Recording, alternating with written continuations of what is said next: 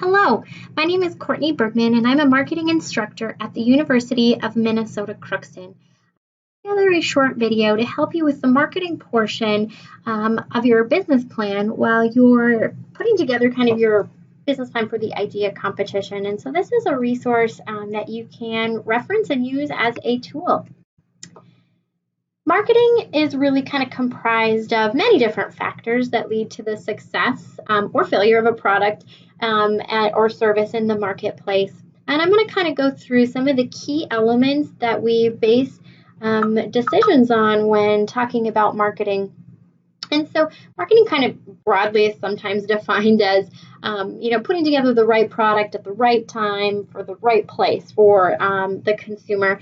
And so we do that by looking at what we call the 4 Ps, which is product, price, place, and promotion. And we want to kind of put together the right formula that is going to attract that target market that you're going after to help you sell those products. And I'm going to kind of go through each one of these 4 Ps to kind of break them down a little further.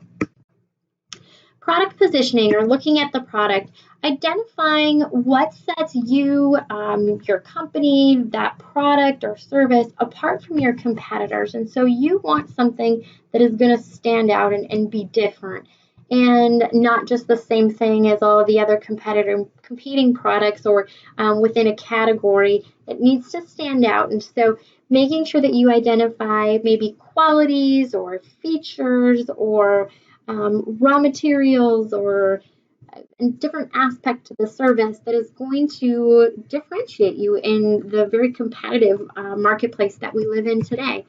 And so this is going to be your product's sustainable competitive advantage. So this is what's going to kind of take you into being around for a long period of time and help you develop that competitive advantage, because you're doing something different. You're unique. You're differentiating, which is going to appeal that target market that you're after. So when you think about where you will position your product, consumers already kind of have a position that products kind of hold in their mind. And so you want to identify how you are going to position the product out there versus the competitors. And I'll kind of use this figure as an example. And so here we see some examples of Tylenol, aspirin, Excedrin, Bayer, so different brands within that category. And we can kind of see here that sometimes individuals will look at that in terms of what's, gentle or more gentle or less gentle or more effective or less effective. And then we can kind of look in place where we see the competitors might be in the minds of consumers, such as Tylenol is maybe seen as one of the more gentle brands, but still pretty effective. We have Bufferin, slightly more effective, but maybe not seen as gentle as Tylenol. We have Excedrin down in the corner that's saying, it's not so gentle, but, it's pretty one of the most effective out there. And then you have some other ones on the less effective, less gentle side. So this is just kind of one example. And so you see between the lines of Ideal Vector segment 1 and segment 2 is maybe some area of opportunity where we see a place where we need something that's maybe more gentle and more effective than what's out there right now. So as a business, we would identify that space as an opportunity. And so this is just one example of an industry, but thinking about the industry that you plan on competing in and who are the competitors and how are consumers positioning them in their mind. And so you want to identify how to make yourself unique. So kind of putting together that competitive advantage that makes you stand out. And then once you do that, you need to figure out how you're going to price your product. What you want to consider when doing that is where you decided to position your product. And maybe that might be due to the quality or the raw materials that you're using that have a better quality to them, or extra features that you might have. And so that might constitute a little bit higher pricing if you're positioning yourself in that way. Maybe you're positioning yourself as a more economical choice in a particular industry. And so that's how you would start to look at your pricing. You want to examine your competitors' pricing. see where they're priced at, making sure you're in that ballpark if that's where you need to be. And so examining where you are so that you can be competitively priced to attract consumers and that target market. We have one other thing you might want to think about for your particular business and your needs is what is your fixed and variable cost that you have for your organization? What are things that you're paying on, a regular basis or a monthly basis? Those fixed costs might be rent, insurance, maybe a car payment or vehicle payment of some kind. And so those things that are automatically fixed coming out, we also have some variable costs that may change as your business fluctuates as well, where you're going to have your labor or your raw material costs could be a factor that might change depending on seasons or times of the year. And so understanding what your costs are will also help you to determine your price point. And so what are customers willing to pay would be the last piece that you would want to look at. So you can kind of look at your competitors and kind of get an idea there. But maybe you're in a newer category, and so you want to do some little bit of market research to identify what your consumers would be willing to pay. And so you might conduct some focus groups, putting together a representative sample of your target market, asking some questions, giving them some questions or an example of your product, and get some information there. You could do some observations, seeing where customers are kind of falling and what they're willing to pay. You can send out surveys. Maybe you already have some existing customers and you can get some information from them. So those are all great ways to determine what your pricing could be.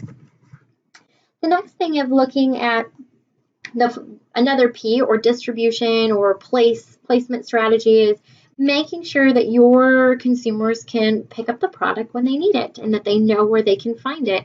And this is probably sometimes the most difficult part, is, if you want to be in retail stores, making that happen, making those contacts. So retail stores might be one place. It could be big department stores. It might be small retailers.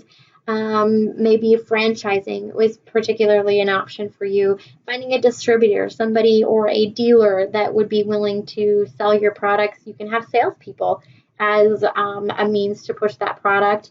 You could sell online. You could have a website. You could sell through lots of different places that you can sell online. Today we have there's trade shows would be another way, whether that's industry specific, selling to other businesses, or if it is in the consumer trade shows. Those are ways that we can do that.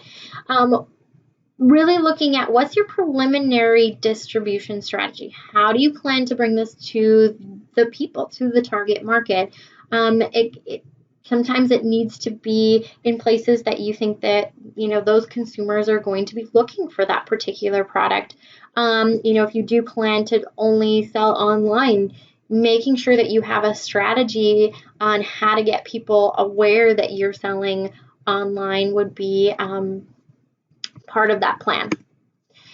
The last one is looking at promotion, or advertising and promotion. And this is you're going to start by developing your brand image. And so brand image should be consistent with your positioning and kind of where you've identified your business or your product to be in the minds of consumers. And then you should really design, match your colors, your tagline to really bring that image together.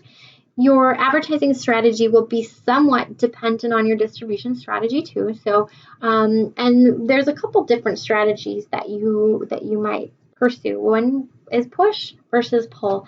And so if you're going to be pushing the products, you're going to be promoting products to distributors, who in turn are going to advertise to consumers. So you're really just trying to get the products on their shelves, and then they're going to be advertising from there. Or the other way would be advertising directly to the end consumers, and I'll go through some examples there. And so if you're going to be pushing the product out, you want to be making sure that the retailers are provided point of purchase materials on how to display that in the stores. Maybe there's a tutorial video that would be important. We have industry trade shows that you could go and network it and make connections to the people within that industry. Negotiating with retailers to stock your product might be part of that, making those contacts, working with them to bring those products to the retailers. You might be doing some bulk pricing if you're going to be selling in bulk and doing some discount prices that way. Maybe it's kickbacks to the sales force if you're going to have salespeople, that you are using them and kind of incentivizing them to be pushing those products out. And then the other method would be really pulling the consumers to you or to your website, or so that might be through TV commercials, radio. It could be local radio if it's more of a local product, or you could use Sirius Radio, any of those types of methods. And you can have sales promotions, coupons, discounts, internet, again, just trying to utilize either social media or search engine optimization to bring those consumers to your website, to your locations. You could do outdoor media such as billboards, and then consumer trade shows such as outdoor shows, or there's all kinds of women's shows, men's shows, those kinds of things that attract a lot of people and would be a good way for you to promote your business. And so just in kind of circling back around, I bring this back and, making sure that you really understand who your target market is. Who is your customer? Who's your ideal customer? What are their demographics? Do you have a typical age? Is there an income level, education level? What is it that makes that person? You also want to examine what the psychographics are. What are their personalities and their attitudes and their interests, their lifestyle? If it's an outdoors person, understanding who that person is, or maybe it's a geographical area, specific area that you're targeting, but really understand who that target market is. And then you're going to use those 4 Ps to kind of put together the winning combination so that you can really deliver the right product. And there's some bullet points under each of here. So, looking at product, what does the customer want? What are the features? How will they use it? What does it look like? How will it pop off the shelf or online? How will that come across? If you're selling it online, do you need a video to go along with that? So really understanding that aspect, examining the price, making sure that the price point is right where you need it to be, right where the consumers are willing to buy. Looking at the placement, making sure that when your customers are ready to buy this product, that they know where they can get this, and that you're using the right distribution channels to bring that to them. And then the promotion. So that's a important aspect to making sure that your target audience knows where to find you, knows what you're about. They understand. You start to get some branding along with that. And so this is kind of just to bring you full circle. I hope that you find this short video helpful and a good resource.